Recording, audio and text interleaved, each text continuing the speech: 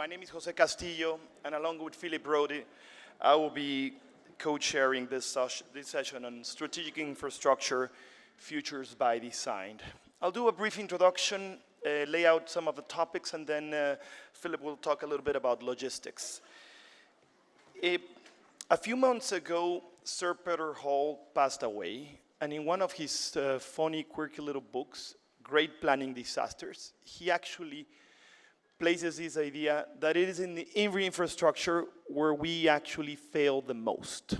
He presents two projects, the Thames Airport and the BART in San Francisco, as failed infrastructures, hence planning disasters. And we'll talk a little bit today about infrastructure failings. But I like to make three statements that may help connect yesterday's discussion to the discussion this morning. The first one has to do with, when we talk about strategic infrastructure, what it is strategic about strategic infrastructure. In other words, are we using infrastructure as a tool for economic development or other forms of development? The kind of build it and they will come is something which Ed Glaser alluded to yesterday. Is it strategic because it produces social equity? Or it because it addresses sustainability in a different or radical way? Or is it still about infrastructure as a kind of symbolic tool, whether it can produce civic or political affects? The second question has to do with governance, which is why we're here these 2 days. And it goes really to Jerry Fruch's questions of who decides about the decisions of infrastructure. And it is something that Sir Peter Hall dealt with the question 30 years ago. What are the roles for professional bureaucrats, for politicians, for activists, for experts, for citizens in deciding about those infrastructures? And the third question is about the allocation of resources. How strategic understanding of resources, whether it is about what I call the schizophrenia versus the monogamic model. We have cities all over the world having bike sharing systems at the time that they're developing elevated highways. Or we have, let's say, more monogamic approaches to strategic infrastructure. But it's also about the large versus the small. It's about one project that's $10 billion, or it's about 100 projects that are $100 million. And finally, it's about the hard versus the soft, which is a discussion that will come back later today when we talk about smart or dumb cities. The idea of whether we should invest in the hard infrastructure. Is infrastructure a concept of the 19th century? And we need to rethink it under a different guise in the 21st century? Or whether we should be thinking about either data or other disruptive technologies as overcoming our understanding of infrastructures. I'll pass it on to Philip. Thank you, Jose. Does this mic work? Yes. So we're going to run this session in a slightly different way, and I thought it's probably worth introducing it, therefore. We're going to divide it into 3 individual parts. We always remain around this table. Presentations will be delivered from here. Each part will begin with 2 opening presentations. They'll be short, 5 minutes max, and I'm equipped here with massive weapons. And we're then going to have an open conversation as soon as possible. So I really would like to get to the audience as soon as possible. Obviously, you know, if there are questions around this table, they'll still be taken first. The first part will look at the planning and governing of larger scale rail infrastructures and how it can be linked to broader urban development objectives so that the total outcome is more than the sum of the constituent parts. Tom Wright will introduce the case of New York's metropolitan rail infrastructure, and Amitabh Kant the plans for new cities along the Delhi-Mumbai industrial corridor. The second part focuses on how collective decision-making can be structured in relation to various types of urban infrastructures, and we'll hear from Henk Ovink about the post-Hurricane Sandy rebuilding efforts along the American East Coast, and from Ricky Burdett about how London is deciding what kind of infrastructure is best for the city. And the final part will discuss one of the most contested forms of infrastructure rollout: the volume, size, and purpose of road infrastructure in cities. Madhav Pai will use the example of Mumbai asking the question, mobility or mayhem? And Geetam Tiwari is going to share the Delhi BRT experience as an opener for that round of discussion. So let me now pass on this tool. Oh, sorry, that was not enough energy. To Tom, over to you for the first input presentation. Thank you, Philip. It's a pleasure to be here, although I am wondering, Ricky and Philip, what I did to deserve being asked to speak after Saskia. What I'm going to try and do is do a little bit of a case study of the New York metropolitan infrastructure, mass transit infrastructure system, talk a little bit about it, and I think, Jose, especially the kind of governance issues, who decides about the infrastructure decisions and the allocation of resources, try to make a couple larger points by using this one specific case study. First, let me just give everybody a context, just a very quick kind of overview about New York and where it is today, because the trends have changed fairly dramatically over the last 10, 15 years in the city. The first thing to recognize is that the region has made enormous strides. Things have improved dramatically in many parts of the region. We are gaining population. For a long time, it seemed we would always be a declining part of the US. Instead, we've become fairly robust in our growth in both population and employment. At the same time, and I think Saskia talked about some of the larger trends that are driving this, there is, and say, the election of Mayor de Blasio, which is a kind of extraordinary experiment in urban governance and its ability to address social equity issues. Opportunities are still very limited for far too many people. Just to give you a sense of what's happening in New York, over the last 20 years, only the top quartile of the population actually saw their median household income rise. 3 out of 4 households are now earning and taking home less than they were.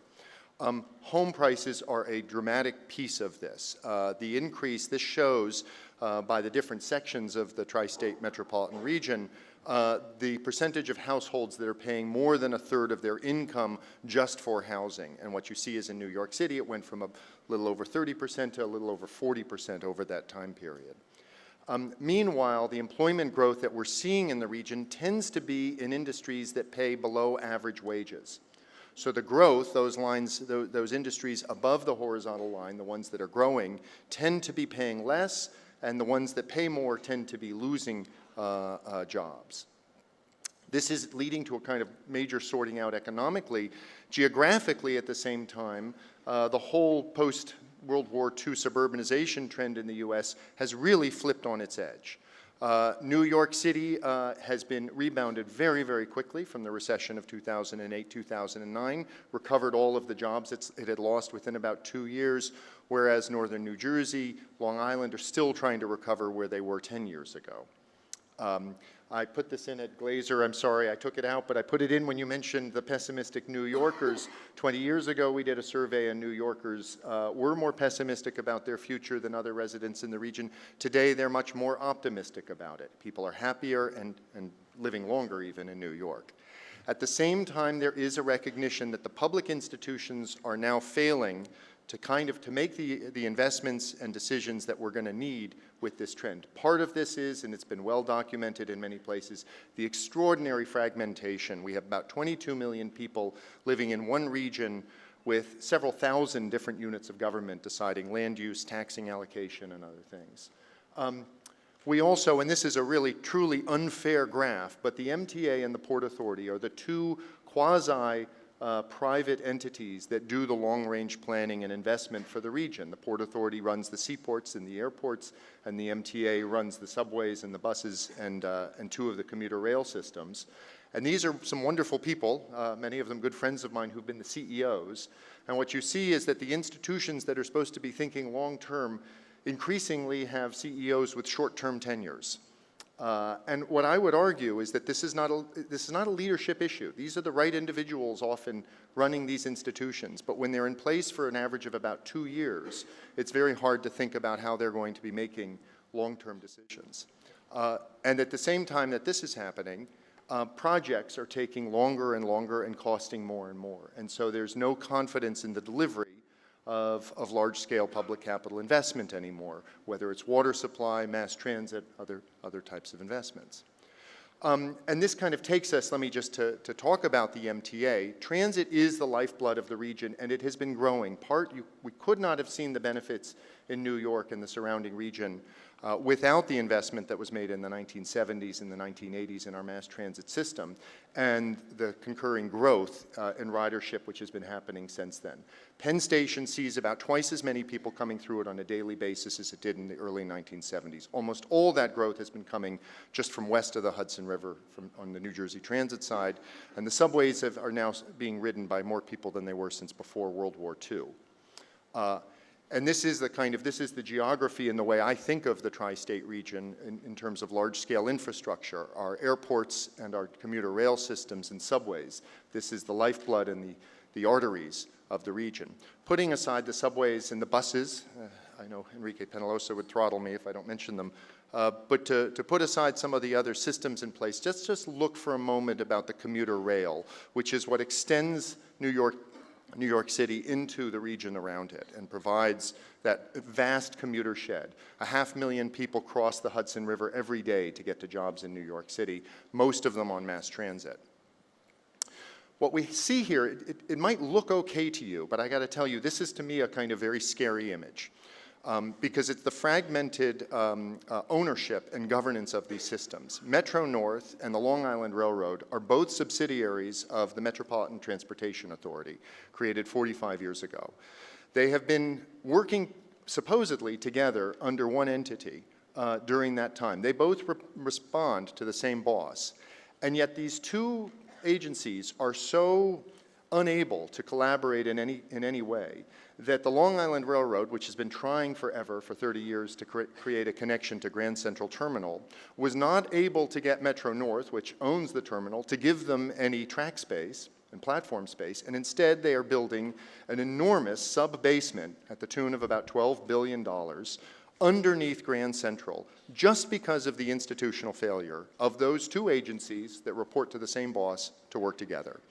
Amtrak, which owns the Northeast Corridor, is bankrupt, mostly because Congress makes it subsidize ridership around the rest of the country. And it owns the tunnel under the Hudson River, which is the lifeblood to New Jersey Transit. New Jersey Transit has about 90% of new commuters coming into New Jersey over the last 25 years have been coming from west of the Hudson River. But there's no capacity under that tunnel. And what we learned in Sandy, which Hank Ovink will talk about in a moment, is that the tunnel under the Hudson River was deeply impaired and will need to be shut down for a year at some point soon. If we don't get a new tunnel under that river, that will destroy the economy of New Jersey. None of these things are being fixed right now, and so there's a real concern there. Thank you. Thank you very much, Tom. Tom, can I immediately follow up with one question? What makes you more optimistic about how you can sort out that institutional fragmentation? Well, thank you for saying that, because I didn't mean to end on that completely. You know, the conversation that we were having yesterday and this morning about governance, and again, there was a lot of talk about the public and the private sector. In the New York region, the planning for these systems is essentially not done by the city, it's not done by the state, it's not done by the public authorities. Actually, my organization, Regional Plan Association, has been for 90 years a civic group that has done the planning for these entities and essentially puts on the table the issues for the public and all the politicians to discuss. And so in many ways, I think that this governance structure, and this gets to a lot of the issues Jerry Frug was bringing up yesterday, this is why there is some cause for optimism. But I think that on a metropolitan scale in particular, to think that a public sector entity can address the jurisdictional and boundary issues and think long-term is foolish. And that what you need in the metropolitan context is to have an NGO, a civic sector, a robust civic sector, which New York has many incredible civic institutions. And that infrastructure is really where the hard decisions get made in the New York region. Thank you very much. So let's move on to Amitabh Kand. We're going to make a jump in terms of the scale of strategic infrastructure, and we're also making a jump in terms of the time horizon. This is stuff that's currently being built. We're going to see cities being sort of evolved around an entirely new piece of infrastructure. Could we have the slides, please?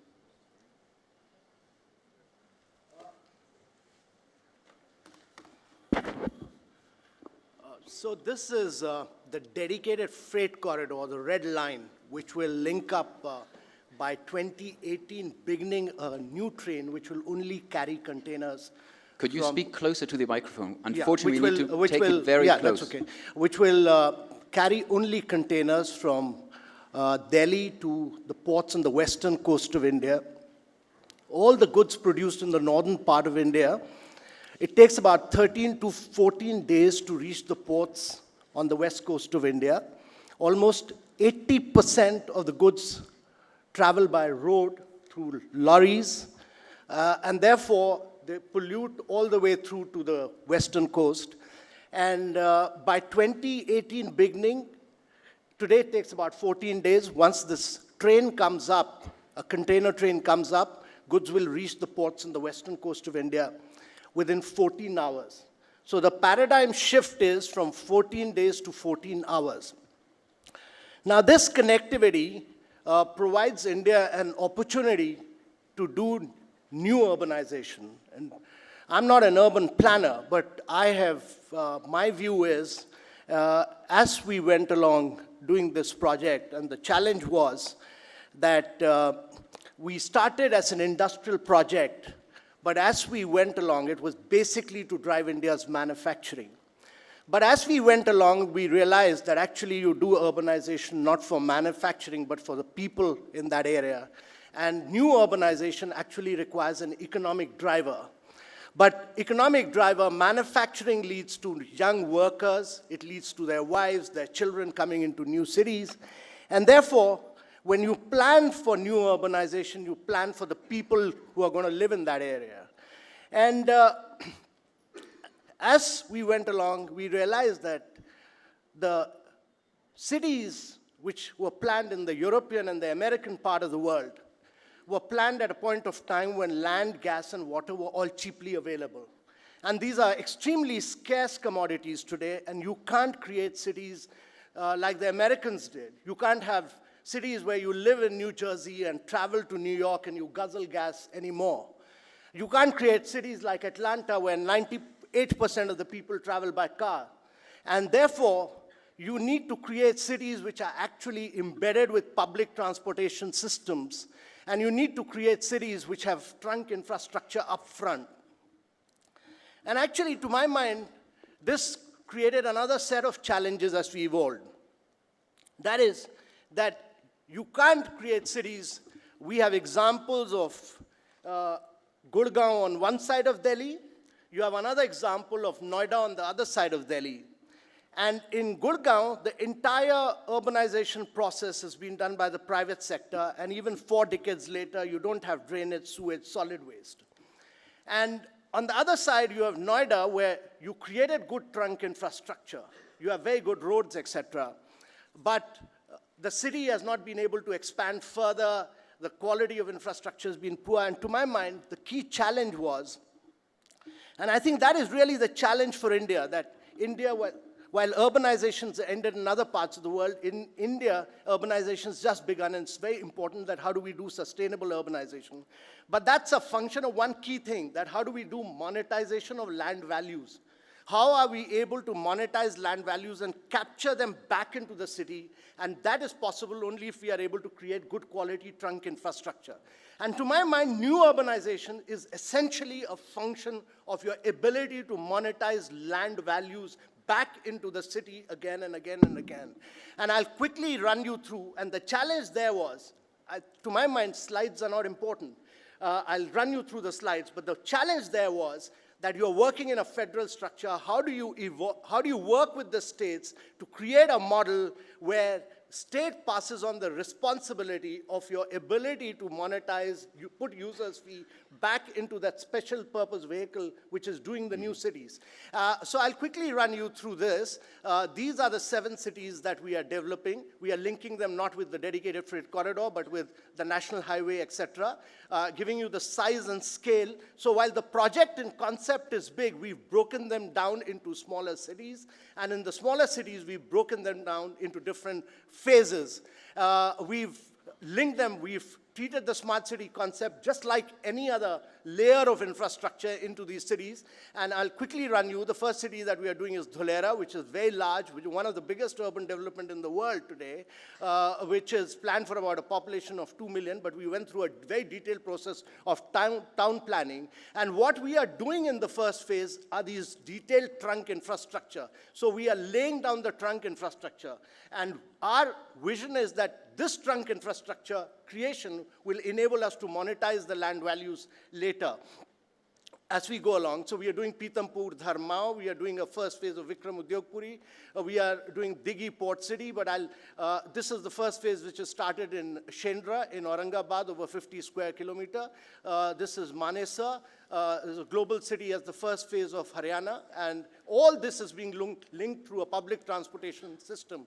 I'll come, but the key to this is good water resource management and the trunk infrastructure and your ability to create affordable housing and capture value through which this infrastructure, this institutional mechanism has been created to be able to capture as the values rise. How do you capture it and put it back into the city?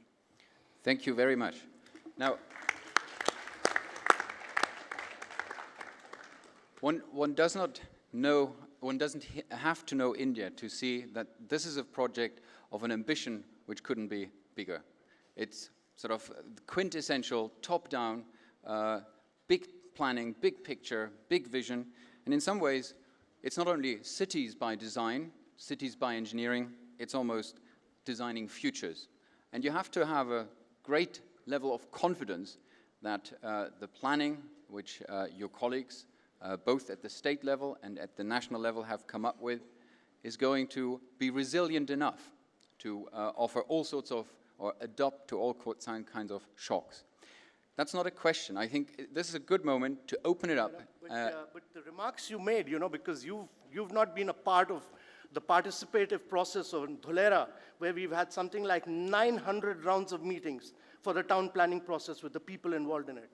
So after 900 rounds of meeting, we were able to take the town planning process to its completion stage. The people's participation has been the key to wherever we have moved forward.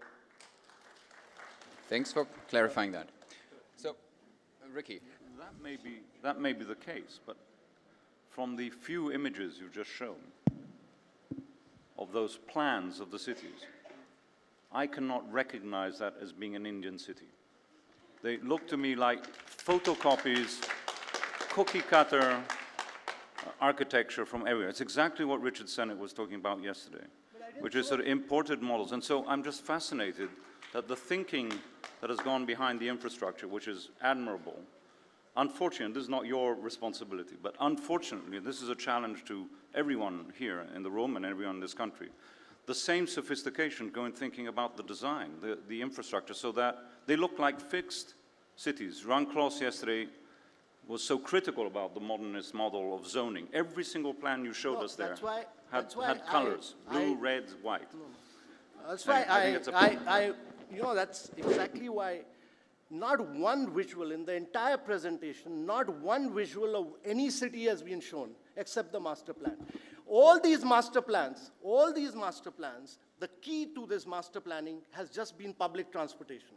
Nothing else but public transportation and integrated water resource management planning. Nothing else. They're compact, they're dense. What else do you make out? I've not shown even one visual. I mean, you people have a biased mindset.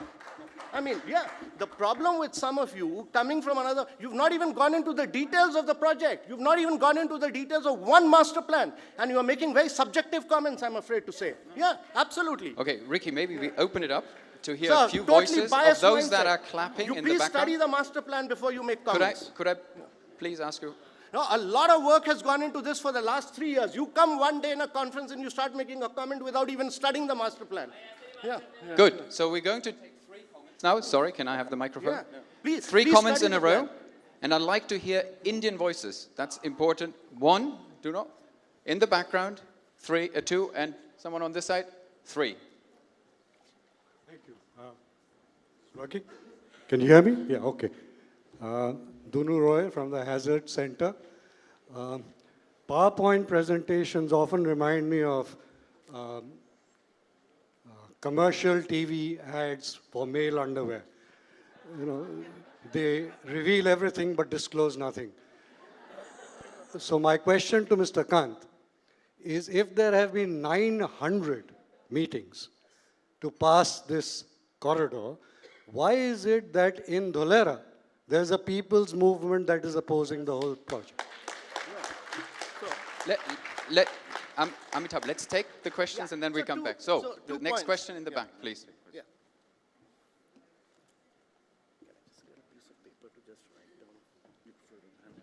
I just want to jot down the points. I'm Deepthi from Transportation Research and Injury Prevention Program, IIT Delhi.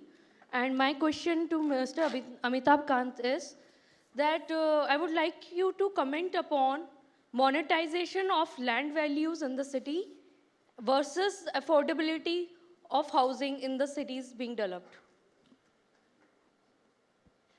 Thank you very much. And then a third question. Hello, I'm Dwayne Fernandez. I'm from JNU. I was curious about the integrated water management policies, and could you maybe elucidate how you have gone about thinking about it, how the water is probably going to be procured and distributed in these spaces? Thank you very much. Amitabh, over to you. 3 questions. So, first and foremost, I was, Philip, as you are aware, I said I don't want to make a presentation. And you said a presentation, I said it's better not to make presentations, but to have a discussion, and you said... Could you take your microphone closer? You Sorry. said presentations look very attractive in these beautiful screens which have been put up here. So I said, okay, fair enough. Then I'll run through some slides. So I ran through some slides in 1 minute, and, some comments are being made.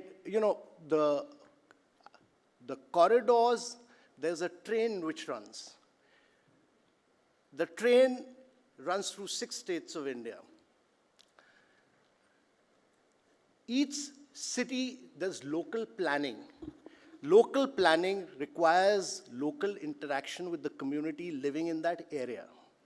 Now, in the case of Dholera, detailed interaction has been done. To my mind, after that detailed interaction, the town planning exercise was approved by the state and land was taken in phases. The first phase of that has been taken. The work is presently in execution. And to my mind, in Dholera, there's not even been any objection from anyone. This is the first time I'm hearing from somebody taking a mic in a conference and saying that there's objection from the people of Dholera. I have not come across it. At least I've participated in over 100 odd meetings there. This is the first time I'm hearing from somebody who's not even been to Dholera saying that the people are rising in revolt. I find it absolutely absurd from people in this conference. So I would request him to kindly go to Dholera. Yeah. And if people say something, please get back to me. I'll try and solve that problem. That's number 2. And this is typical of conferences in Delhi where people, without going to grassroots level, without going to the field, pick up a mic and saying, I represent the people of Dholera. So please do not do that. Now, number two,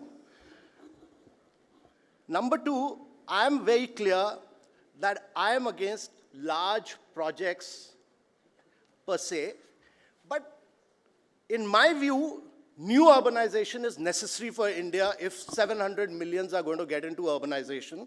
If India doesn't do new urbanization, every single city of India will be a slum. And as you move from here to Rajasthan, you will see this happening. Slums are being created all the way from here to Rajasthan. And none of you people will say that this is good example of urbanization. What India needs is good planned urbanization. Can I stop you here? I think that's a very strong... And I think what India needs is good planned urbanization on the back of good public transportation, and that is what we are attempting to do. Yes. And if towards that, any expert can help us, we welcome your inputs. Thank you Please, for responding. instead of being critical of everything, please assist us. Amitabh, Yeah. we need to keep it a bit easy. Sorry. Yeah. So, can we take one more round of people in the audience, and then I'll return it to the table. I see one person here, 2, and someone over there? Over there, please. So, let's just take those. There is already a lot of mistrust between people and government in India at all levels, and this has already been discussed. But I would like to just suggest that in terms of communication, it's not just pre-master plan, but also during the presentation, you have to concentrate on networks and trying to show in these visuals itself how these cities are sort of connected to the ground. We see no relevant, no context. You see no networks. You don't see where it's connected. And I've seen these master plans a lot on the websites because one of the companies involved is a Dutch company, and I studied in Holland. And it's quite strange how these visuals are projected as these single isolated sort of objects. And I would really sort of appreciate if the top-down, the people who are working at the top-tier government would see visualization as an important sort of means of communication. Thank you very much. Next comment, question? Sorry, the gentleman in front of you, and then we'll take you as well. This is a question to Amitabh, that you've presented a macro plan, and you've rightly said that the micro-planning will be done locally. Now, what planning and designing capacity are you installing in these cities to really do the planning the way it should be, which creates social equity, doesn't destroy the environment, et cetera, et cetera? Thank you, and if you could just pass the mic behind. Just some information to add that throughout this DMIC, we are also seeing people from Manesar collaborating with workers and farmers in Gujarat and actually resisting this project, because in the Suzuki workers case, we've seen about 200 workers who are in jail for the last 2 years.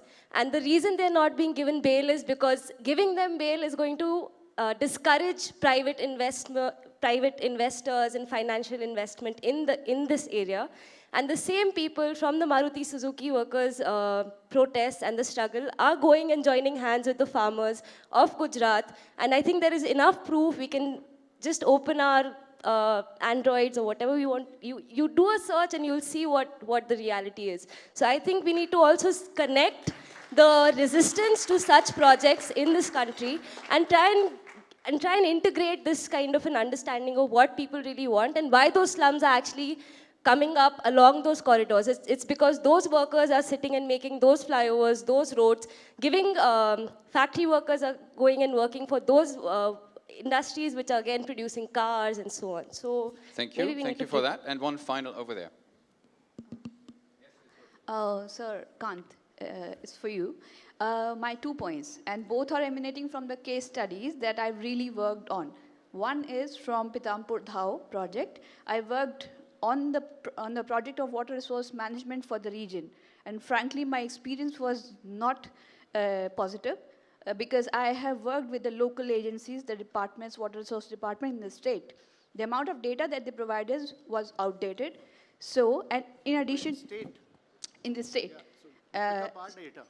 Yes, but the data that they provided was outdated. It was of no relevance to me in helping me build the plan for water resources in the region.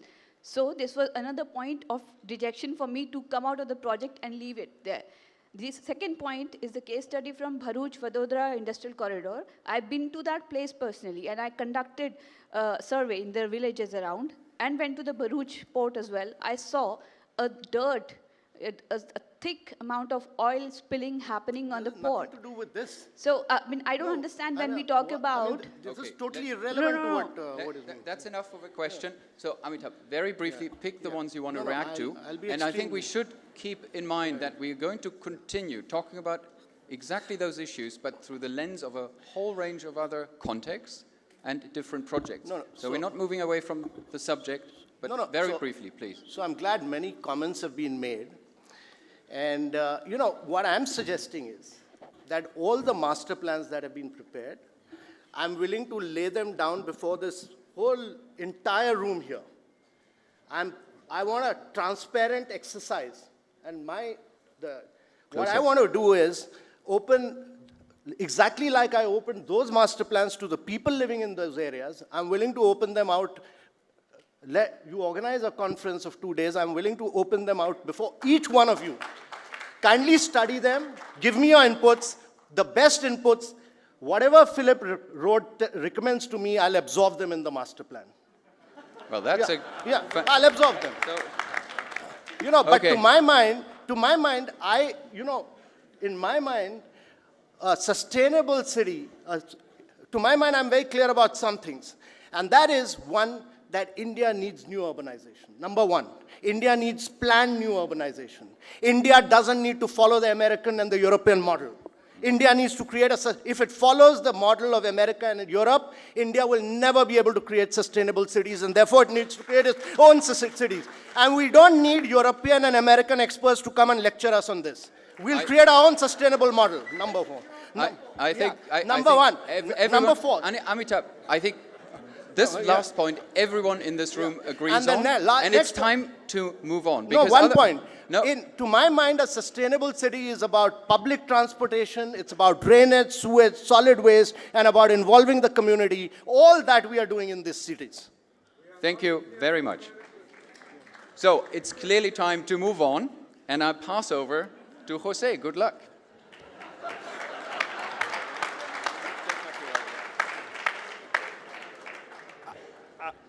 Amitabh, I have to say that I always do what Philip tells me as well. So you're.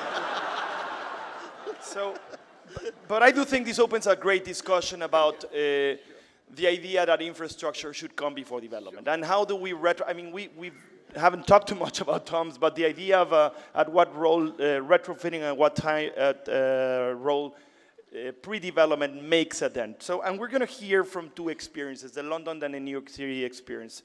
Without further ado, I'll pass the mic over to Henk Oving, which will present the Sandy rebuilding experience in New York City. I always do what Philip says.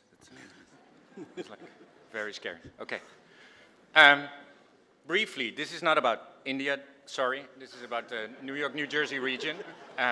Bring the not microphone implying anything closer. else. Sandy hit the northeast of the US, creating a damage of $65 billion, damaging 650,000 homes, hundreds and thousands of businesses, and creating a lot of damage. But it was not the worst storm ever on Earth. But it created the frame on climate change because it hit New York, and New York is the city of the world. That was the good thing. The World Economic Forum Global Risk Report shows that the likelihood and impact of future risks is increasing. That means that the frequency of these risks, as well as the impact of those risks, is increasing. That's the black side of the slide, you could say. Climate change, water crises, until man-made environmental catastrophes all create this complex situation. But the good side is, which could also be the bad side, but the good side is they are interacted and interdependent on the regional urban scale. That creates the biggest mess, you could say, but on the other hand, it gives us the opportunity to act and interact, mitigate and adapt. So that's for us. And Sandy showed that across the region, not shown by the mayor's report, because he left out New Jersey, but across the region you saw the vulnerability in big infrastructure, 75% of the power supply in the floodplain, 80% of the fuel storage in the floodplain, but also the connection between social and physical vulnerability in the region. So Sandy raised questions on physical resilience and social resilience on all scales. The response by the federal government was to create a Hurricane Sandy rebuilding task force shared by Sean Donovan, which I was part of, and also Congress appropriated $60 billion to invest in this region. But this is, as Tom already showed, a totally fragmented run region with a dysfunctional implementation organization, the MTA and the Port Authority, and a real local need, a local cultural need that is not addressed by this balkanized governance structure. So what we did was we created a process called Rebuild by Design. And Rebuild by Design was aimed at the question of getting a better understanding of the region's vulnerabilities and interdependencies, and also the opportunities. So we never started with an idea on transportation or dikes or dams or social housing or parks or greening infrastructure. We started by getting the best of talent of the world.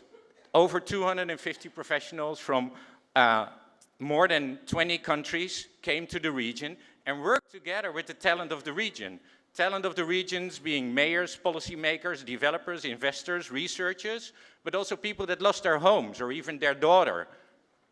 And then you get to a different cultural situation where it's not about design or planning or investment strategies, but it's really about a cultural understanding of the needs on the ground, and connect that again to the understanding of the needs of the scale of the region. We know all the reports and the teams all used that and all the researchers were there, but at the same time you had this sandwich of regional and local connection. 10 teams, 1 region, a regional scale and a local community-driven process by design. So the community need was addressed not only by the teams, but by coalitions they formed. And Philip asked me, how does it work? This is the worst slide ever, of course, but it worked because the process was totally adaptable and flexible and changed over time. We had in the back end $1 billion federal funding. We had $5 million funding by philanthropic funders like the Rockefeller Foundation to guide the process. We had 10 teams, a jury, local need, and risks and uncertainties, and an inclusive, collaborative, open process. So we had all uncertainties, and government actually stepped out. And Rebuild by Design was created right on the edge of government, civil society, science, design, corporations, investors, and it stayed there, and it was owned by nobody, and at the same time owned by everybody.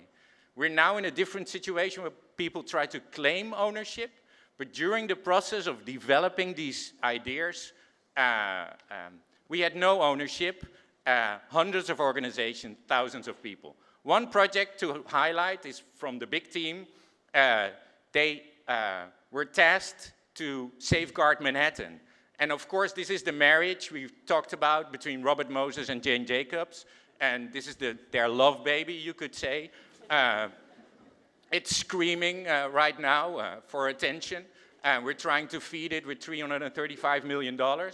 And we work on the first project, the big team, organization, a big coalition again of scientists and designers and engineers, creating on the Lower East Side, which is a low-income community, a berm that becomes a park that creates access to the river, and also the opportunity to cover the FDR in the long term.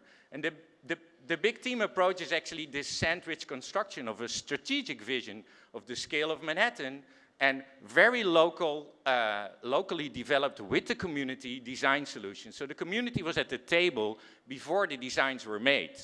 This is not about presenting a design and getting improvement. This is about informing your design process, even your research process, by a community collaboration. OMA in Hoboken, SCAPE on Staten Island, MIT in the Netherlands. And the idea of implementation and allocating this almost $1 billion for implementation is not only to get stuff done, but to get the learning back into the federal government, to get the learning back into these institutions, to get real reform, because this should not be a one scenario or one case that is exciting. This should actually cause government reform.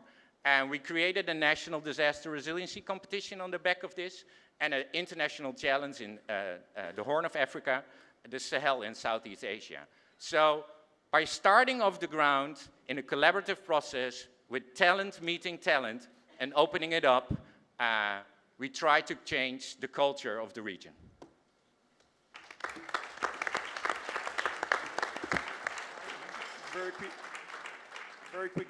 Very quickly, Hank, before we move to Ricky. You talked about planning, communicating, consensus building. You're almost defining about how do you design a process but not a project. And I'm curious that when we meet again in 10 years for Urban Age 2024, will we be talking as a great planning disaster, as good intentions, success? What are your thoughts about that? Success, yeah. It's an easy answer, but it's dumb. It's an easy question with a dumb answer, I know. No, this is very delicate. Success is not because we delivered these designs in a collaborative, open process. Success is because we never let go and at the same time totally let go, but we have to continue that. And I think the tension now in the region is, how do you continue continue this open process and at the same time know that you want to create this fact on the ground that show you that you can do things differently. There's right now, the federal government gives the money to the region, and normally they do this in the United States, very like, here's the money, do what you want. But we actually came up with a contract that makes them actually implement these projects in the ambition as well as in the open process. So they have to do that in the same way as we did Rebuild by Design. I'm not saying that is actually securing that this is not going to be a planning disaster. It's only that the intention of the communities that are engaged, that are now calling in a democratic process to continue this collaborative effort, that the design teams and engineers are there to be used. New York State is already doing workshops with the community. They never did that on this case. With the design teams to trying to implement this regional strategy. So there's no guarantees, of course, but I have the hope that we can prove that even in this balkanized region, you can do things comprehensively. I think by any means, assessing a project of infrastructure after 2 years, and now we'll hear from Ricky for a project that's been on the discussion for more than 30, it's, if not too soon, but at least hasty. But at the same time, we have to redefine our notions of what success means. So without further ado, Ricky. Thank you very much. If I can have the first slide. Thank you. In a way, my talk is responding to the brief, which is how our choices made in London about what infrastructure we need, given a political process we have. And perhaps it starts where you ended. We've had 30 years of hell in London, right? We've had a terrible planning system. So, you know, I have to say to everyone in the room, we don't come here with a solution. We come here also to share how we tried to get over some problems. We had total absence of, let's call it, municipal metropolitan voice, and only in the last 15 years we've been able to change things. I showed yesterday this map, which every city has, which is areas of deprivation and areas of wealth and affluence. And what you see, doesn't matter what the detail, what you can see wherever you're looking at it from, is that there's a lot of red, a lot of deprivation, concentrated on the east side of the city and on the left side. If it were in Delhi, it would be different. In New York, it would be different too. So there's a very important social issue which lies behind the investment of infrastructure. That perhaps is one of the unique ways that London is trying to deal with a fundamental problem. The other one is this one, which perhaps you were talking about at the regional scale. This is at the London scale. What this shows is, let's call it deprivation of transport. The bluer the color, the less access to public transport. And it's obviously the periphery. The more purple and more red, the better it is. In fact, you can get everywhere else in London roughly under 45 minutes if you happen to be in one of those red or purple areas. It's interesting that some of those are way down in the bottom, and some of them are up on the right. And it's the ones up on the right, which is East London, where I want you to concentrate for a moment. Remember, a moment ago, I showed you deprivation. London works in this system. It's been there for 150 years. It's pretty intense in terms of the physical infrastructure, not dissimilar to what Tom showed, except that as of the 1st of January 2000, the power of all decision-making to do with transport was given to the Mayor of London. The Mayor is the chairman of the board. Before, we didn't have that level. So we had to deal with this problem in London. It's a city that actually has grown, not as much as obviously the cities that are represented here and particularly in India. But it's going to grow by something like 1 million, 1.5 million. The area where it's going to grow is east, because there's lots of space. And of course, here in Saskia, I nearly feel sort of unintended consequences of the plan, which I'm going to show you, because this is exactly where the billions of dollars that we saw at the top of her charts have actually been invested, and probably not very well. And the one thing that is important about the regulation of transport infrastructure investment is basically the London Plan. I can show that in 3 slides. The London Plan is based on this very simple idea. This was a mega city 100 years ago. Now it's a mini city by comparison to others.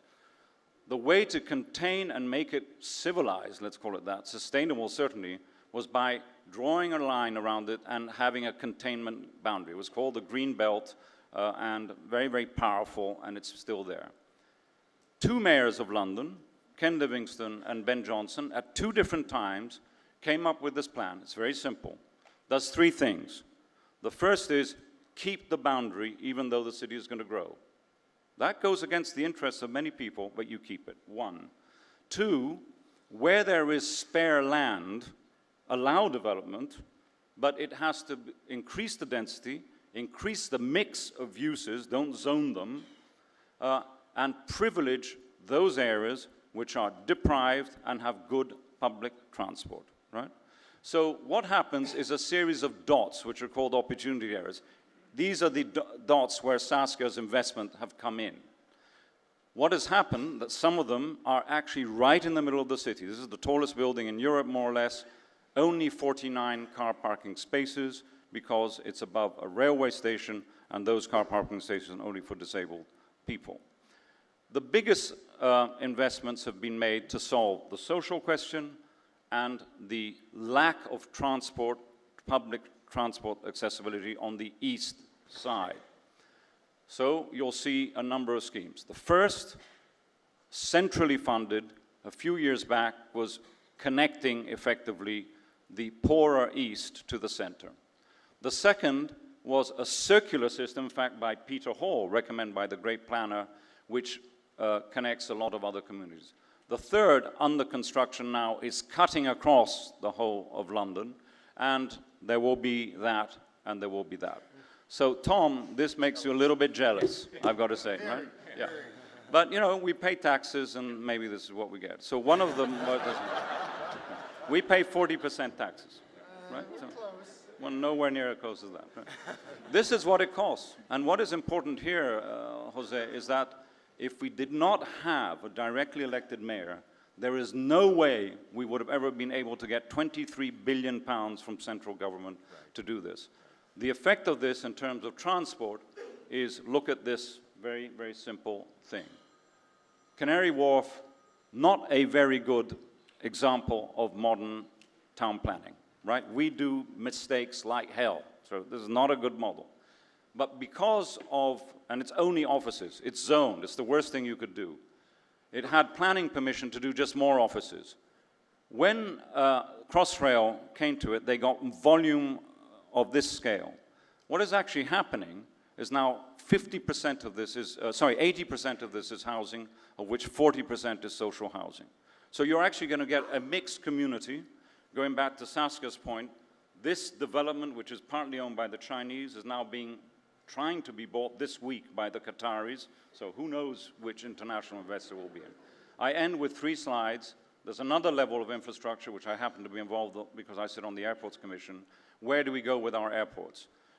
Big debate as to whether add a new airport, as one would in India, as one would in China. In England, we just can't do that. We don't have the guts to get together and do that. So we've said no to Boris Island, the mayor's favorite, and we're looking at the 2 options there. In other words, it's not necessarily a case to make the mayor happy every time. Thank you.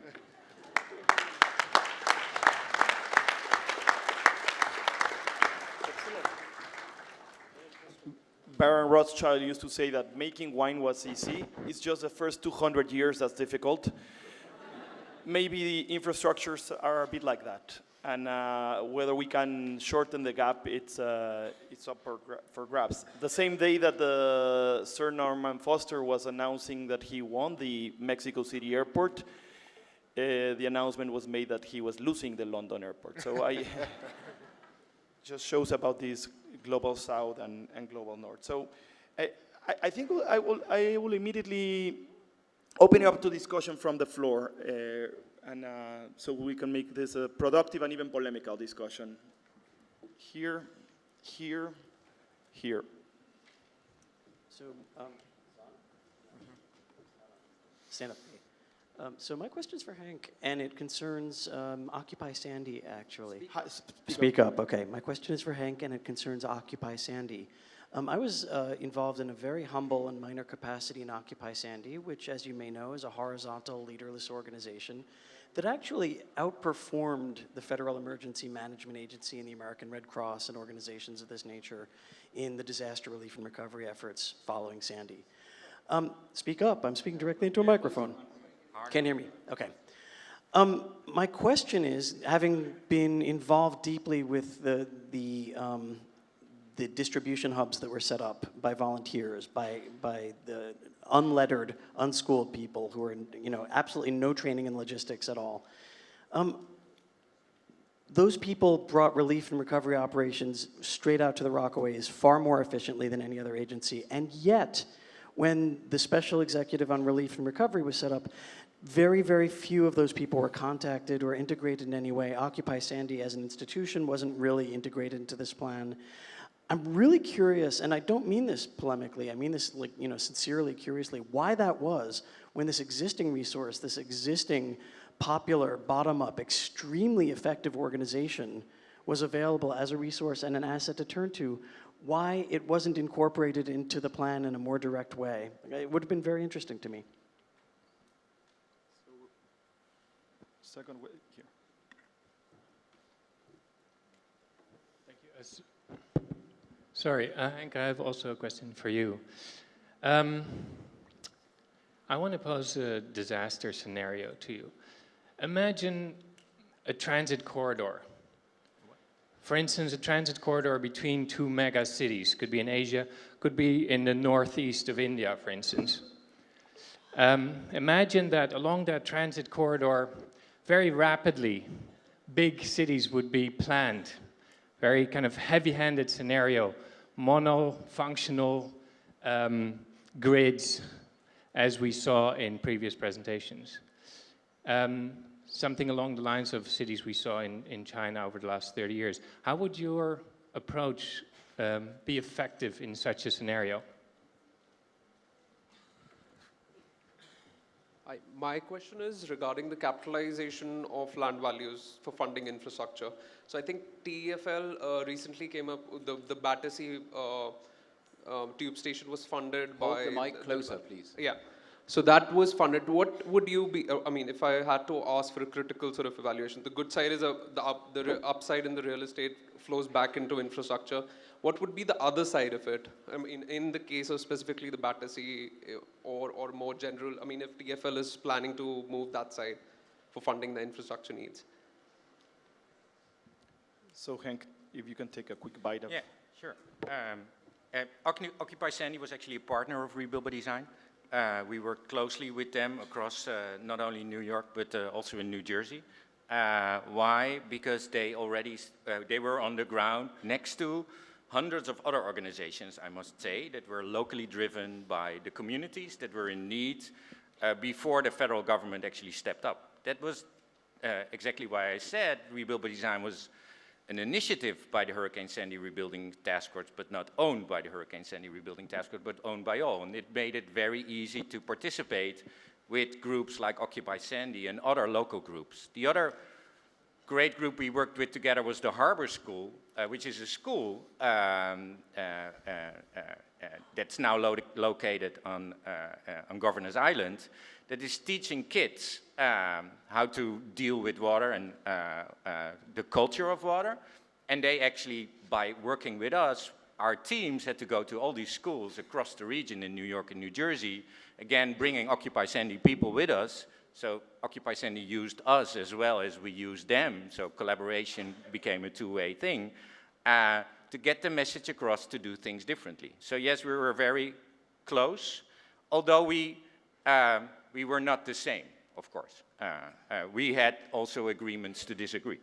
The disaster scenario. I will not answer your question because I don't know. I don't know the situation. This is exactly what I was opposed to when Secretary Donovan asked me to join the Hurricane Sandy Rebuilding Task Force. He said, do a competition. And the way a competition was envisioned, it's even politicized, but policy-sized based in America Competes, which is a law. And the competition is, this is the problem, throw it at society, solve it.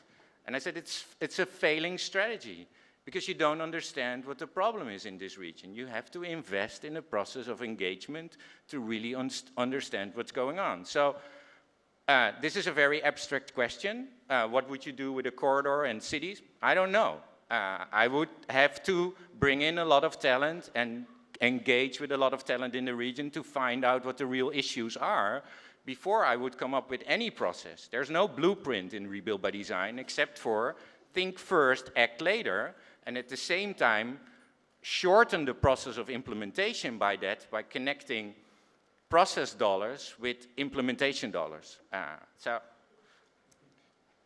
On the question of capturing value in terms of land around railway stations, basically there have been two different models in the case of London, just very, very specifically there, and they're different in different parts of the world. Most of the major investments that were made on the overground, for example, on the high-speed rail links are all centrally funded effectively. I mean that even though the mayor is responsible for our agency, which is Transport for London, basically it's a lobbying exercise to get more money from federal government. The new experiment is the Crossrail line, certainly in the phase that is being built. But you saw the figure that actually comes from central government. A certain amount of money, but a small percentage, I think in total it's around £2 billion as opposed to 10%, has actually been raised from the private sector by allowing greater volume of development in certain of the stations. Now, the key point here, how do you avoid that new development giving extra volume from, in a way, killing that piece of city, right? That's where the plan, the vision that comes from the city plan is so important, right?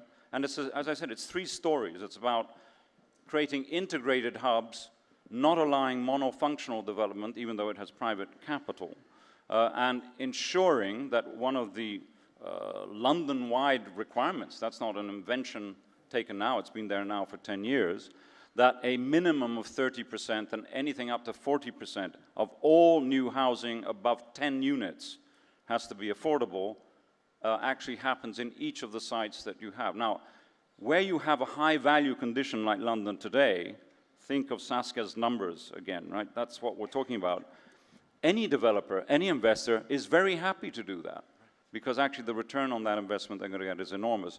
So they're happy to contribute to actually constructing this level of better public transport provision. There seems to be like 2 paradigms, one of them in which the legitimacy of the process is what produces the positive effect, which is the case of post-Sandy. In the other cases, the idea of the strong leadership. Ricky, do you think that before 2000 and the centralization of that decision process, would this have been possible? No. Okay. The leadership question was also the case specifically in the New York situation.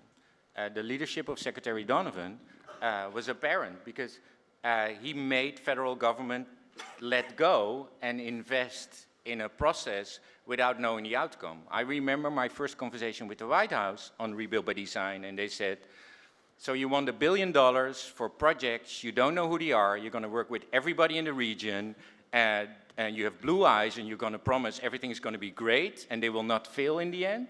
And it's exactly because a secretary like Sean Donovan pushed the White House and said, well, forget about your concerns, we're going to do it anyway. But he's no longer the secretary. Hank, exactly. No, he's running the money now, which is okay. For stating the obvious, but neither you are there anymore, nor him is there anymore. So why don't we open it to a second round of questions?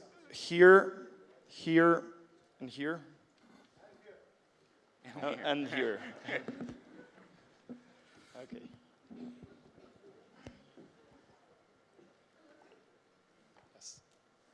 I'm Poonam Prakash, and my question is to Hank. It is about the issue of representation and authority in the whole process. And if you could just tell us how you handle this whole, issue of who was represented. When you say community, I mean, how did you ensure that people who don't really usually speak also were kind of part of the process. And authority, when I'm saying authority, it is like you said that there were expert members who were working with them, working with the community groups. So usually when there is an expert member, what kind of facilitating skills these people have to ensure that there is no authority issue involved, in which community would tend to listen to the experts rather than say something. That's my, the third part of the question is that usually when there is crisis, communities come together. But what kind of steps are being taken to ensure that that process will be sustained once the crisis is over? Thank you. Thank you, Mr. Chair. It's intriguing that, this particular session, which has a lot of planners around the table, has been one which has the maximum conflict and dissension in it, whereas the previous sessions, which had a lot of academics, were very harmonious. The point I want to raise is that I thought that the best cities are those which grow organically, right? And to the extent we can reduce planning to a residual function, something like the bare minimum approach that Amitabh was talking about, where essentially you plan for basic supportive infrastructure and leave everything else, to a good system of property rights and formal and informal regulations both recognized. That would be a pretty optimum solution. But everything that I've heard around the table today seems to point in the opposite direction, where we are reposing a great deal of unwarranted faith in the capacity of planning to determine the future, whereas I think yesterday's sessions were clear that the only thing we know is that planning has failed. So how do we resolve this conundrum?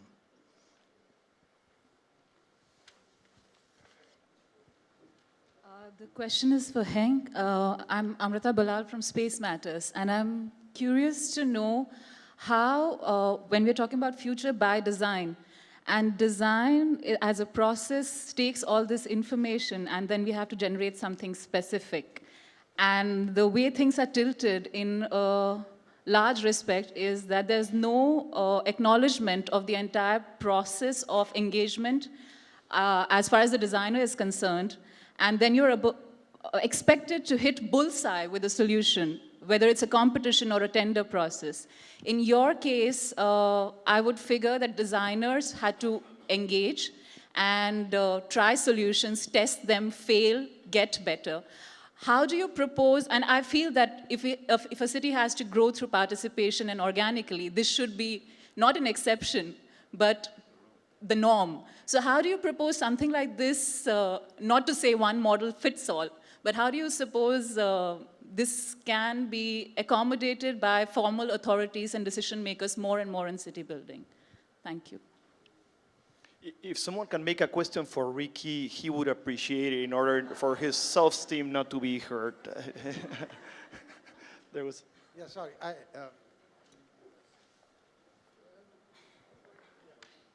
Is it? Okay. Good. I wasn't orienting it right, like many things that happen today and tomorrow. I want to ask a very simple question which runs across all these presentations. I think Saskia's presentation showed us there's a lot of investment in these huge cities. The last one showed us how much infrastructure we have in London, what we need in New York, and the effects of climate change. So one thing I'd like to know is what we made a small estimate we did some work on what we call self-sustaining cities. And we found that Delhi, for example, the cost of living is 3 times, at least, on 10 parameters, compared to a small town. So with all this infrastructure, we are building in higher cost of living, conspicuous consumption, and much less sustainability. Now, this can't go on. And the reason why these big cities cannot fail is because we rely so heavily on economics. You see, once the investment is made, it's irreversible. You can't really pull it out because that's a huge loss, and that's why During the recession in New York or whatever, the prices never fell down, or in San Francisco. So the question I'm asking is that when we are talking all this of heavy infrastructure, are we forgetting both sustainability and cost of living per person? That's the question I want. Okay. I think Ricky, Hank, I think we do need to cut it. There's still a third session, so there will be a chance. So, Hank. Okay. The community.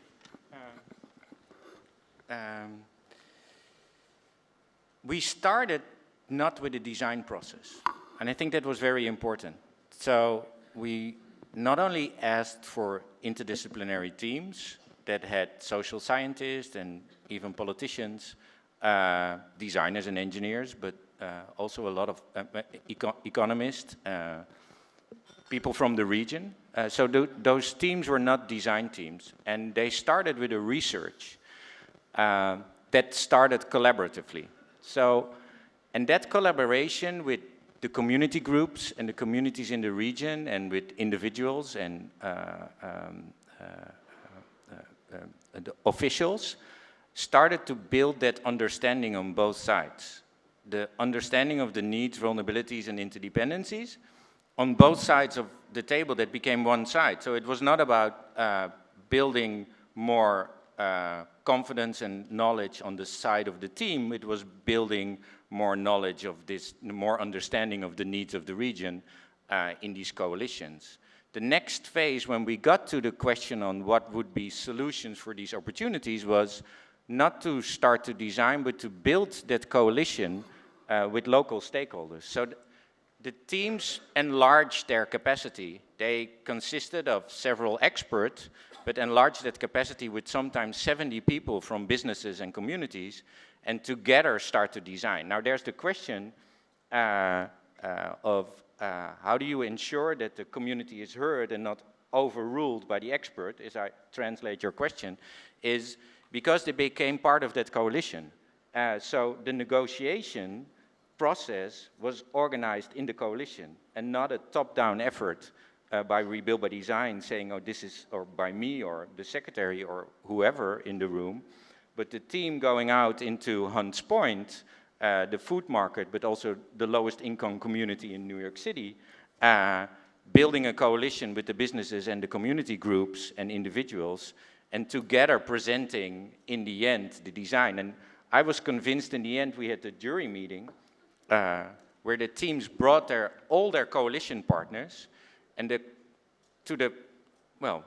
perhaps the surprise of the jury who were not part of the whole process, these community groups, representatives, people had owned a business or lost a house, started to answer the questions of the jury.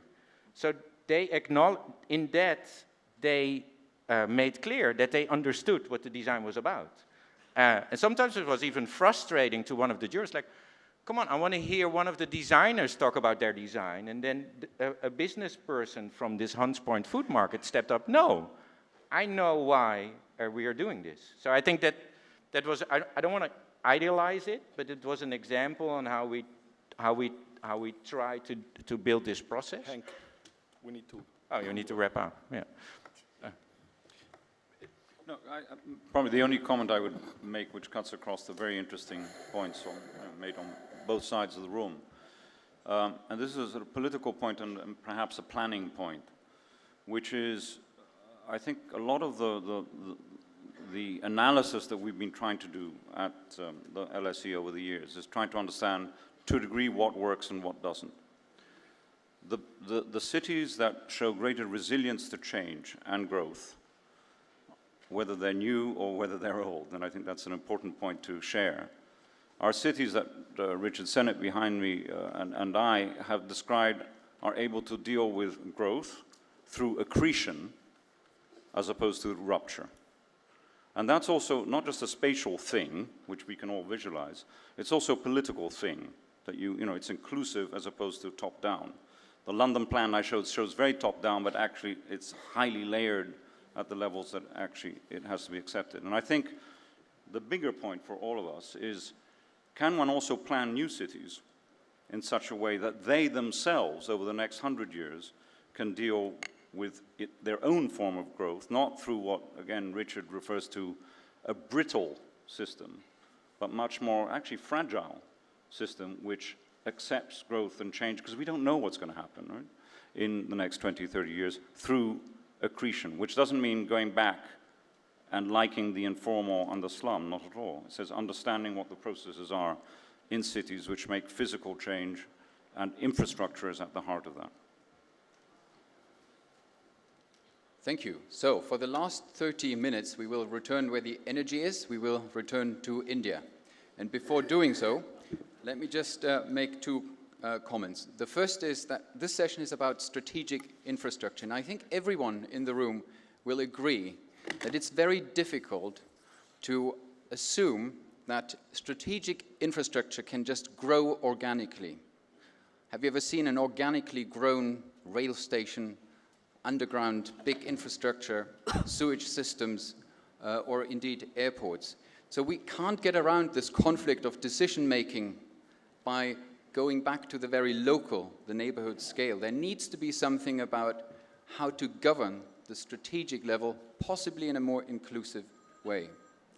We're going to move now to the theme of road building. And I stress we are using India as an example of the conflicts we're facing here. But it's a universal conflict we are discussing. India is just one example, where I suspect there will be a lot of consensus in the room what we're currently getting wrong. And we need to urgently find the answer. Why is that? Is it because of the political agenda that there's actually a very clear will to get it wrong in our eyes, or because of institutional arrangements that are not capable in delivering what we need to avoid this very serious lock-in, the climate crisis, and indeed to build better cities? Or is it both? Is it the coming together of an agenda and how it relates and informs institutions and vice versa? Let's start with Madhav, and then we'll have Hitam.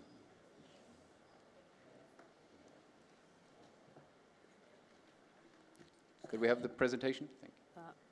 So jumping right in, this is really urban roads in Mumbai. So we at the State Road Development Corporation built about 55 flyovers in the last 15 years. This was an SPV.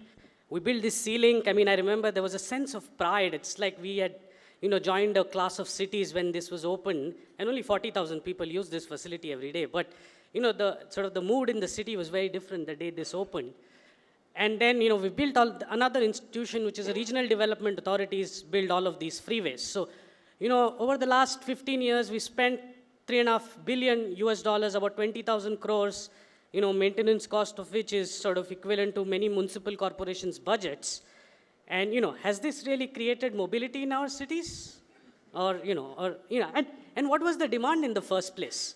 42% people walk, and this is the official document that was prepared by the planning institution. The remaining 45% take transit. There's 7% people who use the car, and everybody who takes transit also walks to transit. So, this investment in this climate, it just sort of doesn't seem right. I mean, but the point I want to make is we still need urban roads. Okay, I mean, especially in India. I mean, it's a different story in LA when they widened 405 with $1 billion investment, and 5 years later traffic was slower. I mean, that's true. More roads, create more demand. But at the same time, in India, and that happens in India as well. We build this flyover, and 5 years later, it's full of traffic. But we still need a urban road building agenda for India. And here's what it is. We need to complete our networks. Okay, there's a lot of missing links. And we need to complete our networks. Just picture of Bangalore and Ahmedabad. Ahmedabad is a good network. In Bangalore, you pretty much have to go through 2 roads in the center of town to go south. And, so we need to complete the networks. It's urgent, and that needs to happen. Once you build them, multiply the capacity. And, here's how Mexico tripled its capacity. Cities around the world have done this. And, I'll talk about this, but the way to do this is urban acupuncture. And we've done this in India. This is Indore, and similar pictures. So, and then the third sort of crucial principle, and all of us, you will agree when you look out of the window here, we need to build roads for universal access. And more we're calling it the sub 30-30 principle. urban roads should be slower than 30 kilometers per hour and less than 30 meters or less than 30 meters wide. If you build, in the smart cities of India, if you build a 100-meter wide arterial, it's never going to be for the people. You will need sprinters to get across it. And so, this is crucial for all road building agenda, and, with the safety agenda, this becomes even more important. So having made that point, you want roads like this, that look like this, and this is, when you follow these principles. But having said that, I'm going to quickly, in Mumbai, we built this missing links, and then we didn't do the multiplying the capacity or sort of designing for universal access, and this is what you get. So now I'm going to quickly talk about sort of the governance agenda in this. And I'm going to take a minute to explain this. This is basically an urbanization S-curve. It's showing you where countries are moving. So India is going, in between 2010 and 2030, India is going to move from 30% urban to 40% urban. China is going to move from 50% urban to 70% urban. The point I'm trying to make is all of this mayoral politics that you're advocating only happens when there is urbanization of national politics. The 74th Amendment didn't make sense when India was 30% urban. So we need to sort of think of what we are going to do in this sort of situation where, this is our, what I would call first or second generation of urbanization. There is no capacity. There is not the capacity to build universal access roads. The contractors are not there, the equipment is not there, the planners are not there. So there's a big skill development that is required. But we also know that this is the window of opportunity. So I think the strategy is, when you are sort of so far down on this urbanization S-curve, how do you sort of build the institutions and the capacity? So just two last points. Oh, I went the wrong direction. So the land is too valuable for empowered mayors and unified planning institutions. State politicians are never going to let this go. We need alternate approaches. And, so what I'm trying to say is, a lot of things, there are things that can happen at the community scale, which is mostly sustainable services to counter water tankers, water purifiers, diesel generators. At the city scale, we really need to follow the Penelosa-Lerner model. In 3 years, you just do urban acupuncture, you do mass transit projects, housing projects, water projects that you can do in 3 years.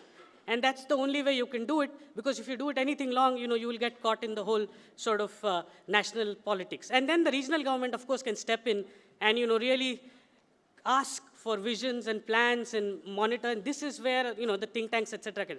And this one last point, I'm not going to spell this out, but I think this is the other big solution to address the urbanization of national politics.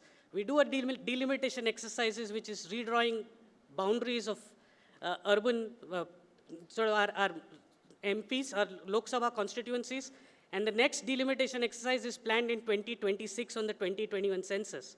If we do it on 2018 on the 2031 census, when the KC showed the 90 urban sort of MPs, if we do that, that will change to like 250 urban MPs in 5 years. And so that's really a powerful instrument that we can enable to actually urbanize national politics. Thank you very much, Madhav. Let's move directly to Geetam, since it's directly related. Okay, in the experience of 2 decades, I'd like to present in 5 minutes. So we start with Delhi 1995. A report was submitted to Central Pollution Control Board. The title was Delhi on the Move. And that is where the concept of, we called it high capacity bus system, central lanes was introduced. Bogota did not exist at that time. This was followed by international workshop. The international workshop was actually chaired by Mr. Rakesh Mehta, who's present here. He was chairman DTC at that time. The international workshop also had Enrique Penelosa, which encouraged Delhi government to go forward with this concept. Several things happened in between. And finally, in 2006, so these things are listed here, 2006, actually, we start constructing the project. The original plan was for 19 kilometers, but finally only 5.8 kilometers was constructed. What happened in between? So it was interesting to follow the media, and all these things are actually available on the website or any of the newspaper's website. 2002 to 2006, repeated articles in the media saying, why has the project been delayed? Why can't it be expedited? Something happens in mid-May of 2007 when it becomes clear that it actually means making a central bus lane, making exclusive bicycle lane and pedestrian path, and only 2 lanes are left for cars. The media starts calling it BRT should stand for big road trauma. And many of the people here would actually recall how it was portrayed in Times of India, Hindustan Times, and a number of other newspapers in the city. It was very interesting because most Mail Today, Times of India, Hindustan Times called it, the concept has been copied from Bogota. This is not suited for Delhi. We are Indians, we are different. We cannot make these kind of projects here. At the same time, international and several national experts said, in fact, because it was not copied design, only the central lane concept was common from Bogota, they said that's why it is not working. So it's very interesting. The same design is actually understood differently and portrayed differently.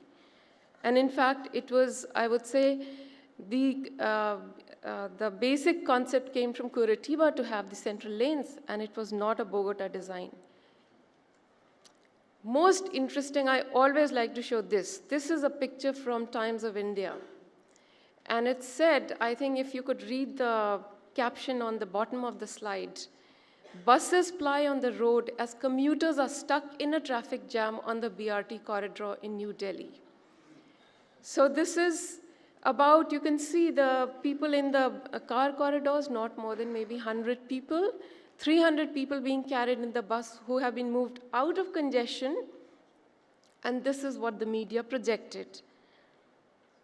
So what happens at the same time, this is an NDTV correspondent actually did a survey and found that a hopping 75% bus drivers say the BRT is a huge improvement. 61% of car drivers, to complete surprise, says that it is easier to drive. 82% of them say the new bus lanes for them make driving easier. These are the bus passengers. Since then, sorry, I skipped, yeah. Number of evaluations have been done, including one which was carried out by Madhav in 2009. Again, showing that, look at all the, who has benefited from the corridor. Since majority people are moving in buses, people are walking and bicycling, they all have benefited. It gets again repeated in 2012 by Hazard Center. Similar results. So repeated evaluations are done, and every time the evaluation comes out with that it has benefited the people for whom it was designed. It was never designed for car users. There was, in fact, a public interest litigation against it. And after having gone through a 6 months of court case, the judgment came out strongly in favor of BRT. And the judge says that the day is not far, seeing the number of vehicles that are increasing on Delhi roads, that every road in Delhi will have to be designed like this. We don't have any other solution. Yet, I think what is most interesting and intriguing to me, having been involved in this for the last 20 years, is that the corridor is not extended. With repeated judgments, the corridor continues to be not extended. Even though a number of things have happened in between. There is an SPV, there is introduction of information technology. More committees of the government actually come out with the answer that the answer to Delhi congestion is extend the corridor, make 700 kilometers of BRT in the city. Yet we have gone through several elections now, and it has not been extended. I think there are some lessons, and this is where I'll end now. And I put a question mark. I don't know what the lessons are. Because first, as experts, we are told, do proper cost-benefit analysis. Look at who's benefiting. Involve people. There have been 40 meetings just at the conceptual stage. We followed the Resident Welfare Association, elected members of the councillors. They all were involved in the process. So public participation was yes, benefited majority users, yes, and it continues to come out that. So what has happened? I don't know. Actually, I don't have the answer. You asked me to actually reflect upon, is it a question of poor governance? Is it a question of fractured institutional mechanism? I think this explains our democracy. It is democracy on the road. It is about the power contestation on the road space. And that's where I'd like to end. Thank you very much. Yes, I would like to take 2 rounds of questions. Because we're all hungry, we need to do it brief. And really, I want to have really good questions or comments and no longer explanation about detailed designs of BRT systems. 1, 2, and 3. Next round. Please. Ma'am, you spoke about you been part of the process for 20 years and you still don't know what lessons you've learned from that. Around the same time, the metro project happened, and I use the metro a lot, and I feel it's very successful for me and a lot of people who use it. So when you talk about, the BRT not being extended, I still wouldn't call it a failure. I've traveled in the buses, and I think that the system works. It's obviously not been extended. So my question is that if the metro project has succeeded, why do you think the BRT did not? In the same city, in the same governance. Thank you very much. Next. A question for Tom and for Geetam. Can you explain something about the influence of how long people stay in a certain important position? Thank you. And Ed Glazer. My question is for Madhav. What's stopping raising tolls on the new roads in a way that makes them usable? I mean, in the U.S., it's impossible to imagine congestion pricing for an entire city for existing roads, but you can raise tolls on new roads, both to fund those roads and to actually keep traffic down so that you can both use them for drivers, but often, even more importantly, to use them for buses. Why isn't there more of a pressure to raise the tolls to make those new roads more usable? Very quick reactions from the table. I think urban roads, urban roads need to be built for everyone, for people to walk. I mean, the toll roads, if you build big toll roads, nobody's going to be able to cross. You saw 42% people are walking. I mean, I don't think there is much of a resistance to raise. But there's, the ceiling has toll. And I don't think even if you raise the toll, I don't think there's much objection to the tolls being raised. It's basically, so that's not the concern. But the point is, should you be building those kinds of facilities in a city where 42% people are walking, the remaining 45% people are taking public transport? Why would you build, elevated roads in the city, cutting the urban fabric? That's one thing for highways, but I think it's not even a discussion. I think people will be willing to pay. I don't think tolls will ever be an issue. But I think the issue is whether you want those kinds of facilities in your city or not. You don't want a highway cutting through your city. Geeta, metro and BRT. Yeah, I think the discussion on metro versus buses is most fascinating. Because today, after nearly 200 kilometers of metro in the city, 2% trips are carried by metro.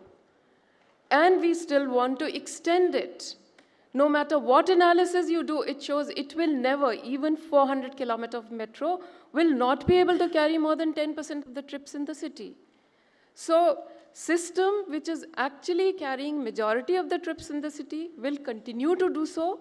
We hesitate to do that. Why? Because giving exclusive space on buses means actually conflicts with car users. Whereas you can make elevated or underground metro, it has no impact on car users. And I'd just like to add a small bit of thing here.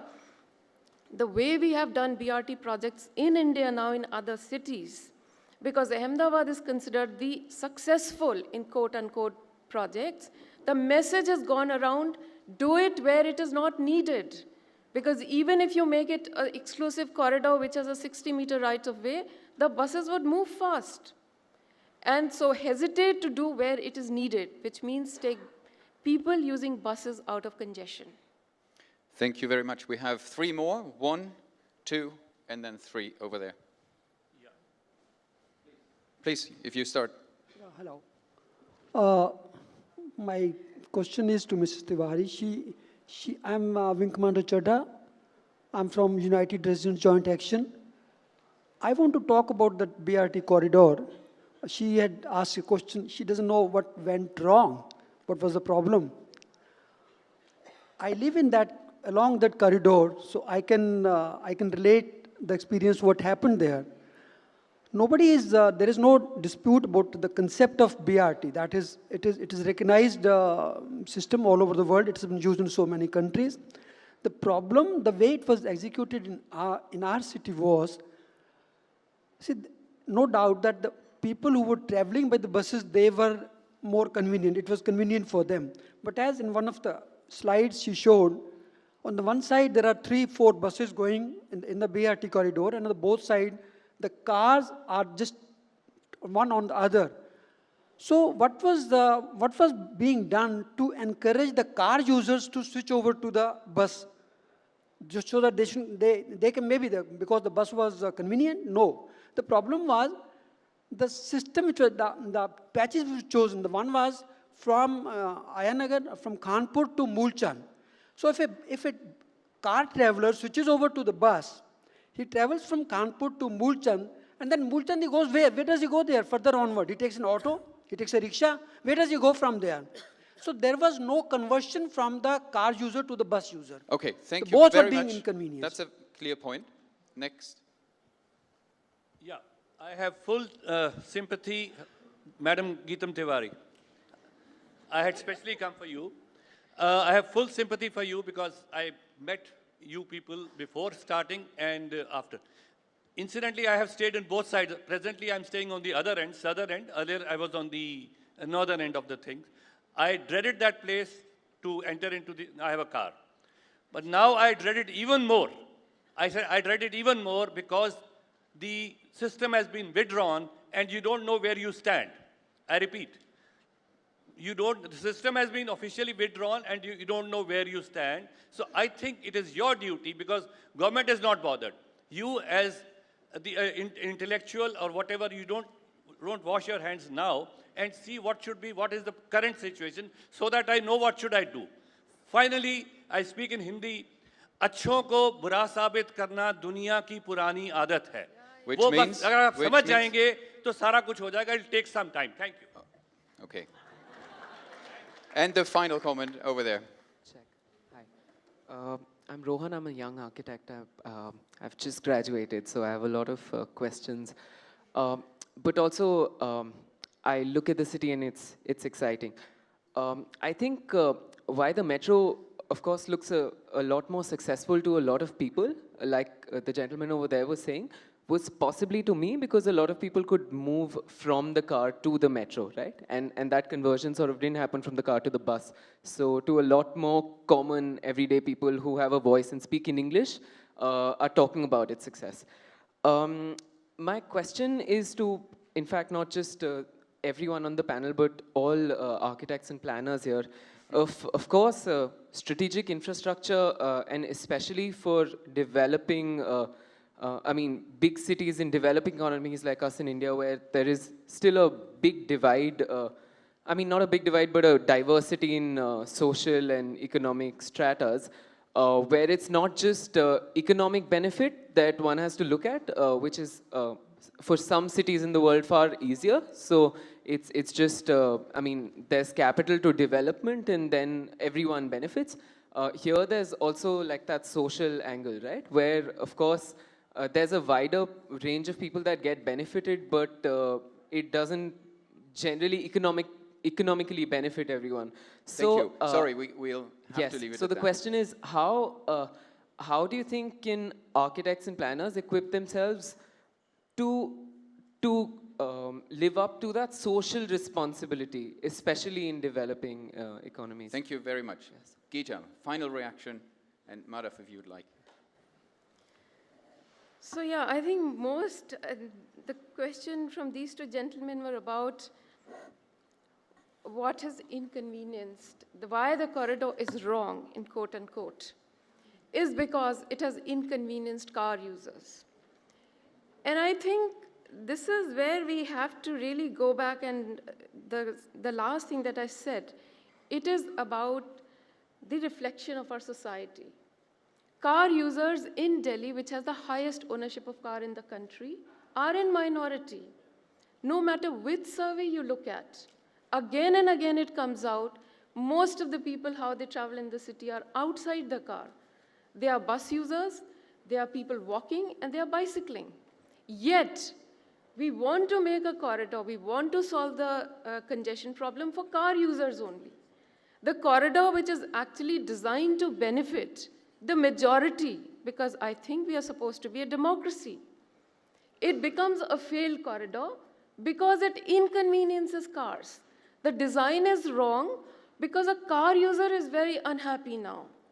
I'm going to have to cut it here. I think it's a crucial question that in a way, infrastructure is never neutral. It produces winners and losers, absolutely. and I think this is a real question.